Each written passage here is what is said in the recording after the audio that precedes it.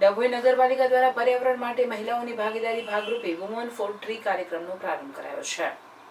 સરકારની સૂચના અનુસાર કરવામાં આવેલ એક પેડ માં કે નામ અભિયાન દ્વારા પ્રેરિત અમૃત 2.0 અને રાષ્ટ્રીય શહેરી આજીવિકા મિશન યોજનાના સંયુક્ત ઉપક્રમે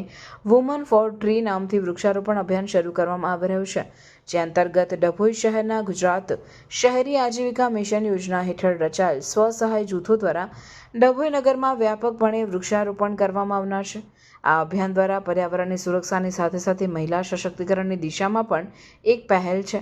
વૃક્ષારોપણ અભિયાનની શરૂઆત વિશ્વ પર્યાવરણ દિવસ 5 જૂનના રોજથી કરવામાં આવશે, જે અંતર્ગત નગરના પસંદ કરવામાં આવેલ સ્થળો જેવા કે તળાવ, બાગ બગીચા વગેરેની મુલાકાત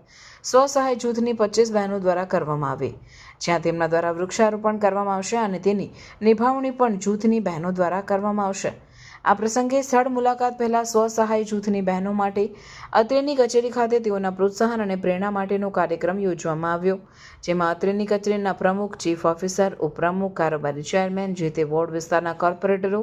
હાજર રહ્યા હતા। પ્રમુખ દ્વારા સ્વસહાય જૂથની બહેનોને આ સરાહનીય કામગીરીમાં જોડાવા બદલ અભિનંદન પાઠવ્યા, તેમજ તેઓ આ કામગીરી સારી રીતે કરી શકે તે માટે પ્રોત્સાહન રૂપે હેન્ડબેગ, પાણીની બોટલ, ડાયરી અને પેનની કીટ પણ વિતરણ કરવામાં આવી। અમૃત 2.0 પ્રોજેક્ટ હેઠળ આ કામગીરી કરવા માટે માર્ગદર્શન આપવામાં આવ્યું, જેમાં વૃક્ષારોપણ કર્યા બાદ તેની જાળવણી, ઉછેર વગેરે અંગે વિસ્તૃત માહિતી આપવામાં આવી। અને આ પ્રસંગે નગરપાલિકા ખાતે આજના કાર્યક્રમમાં આ યોજનાના મેનેજર અર્ચનાબેન પરમાર તથા નગરપાલિકાના તમામ કર્મચારી પણ મોટી સંખ્યામાં હાજર રહ્યા હતા।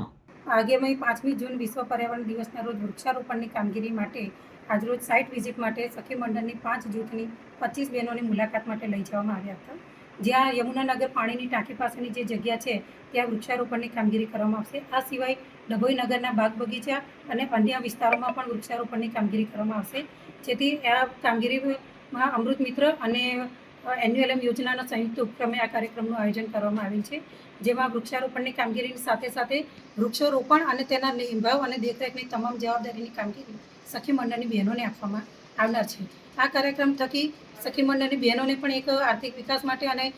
એ લોકોનો ઉત્સાહ વધે અને એમને કંઈક 2 પૈસા મળી શકે, એ રોજગારી પણ ઊભી થશે અને આપણે ડભોઈ દર્ભાવતી શહેરને હરિયાળું પણ બનાવી શકાશે, પર્યાવરણનું પણ જતન થઈ શકે, એ ઉદ્દેશથી આ કાર્યક્રમનું આજરોજ આયોજન કરવામાં આવ્યું છે।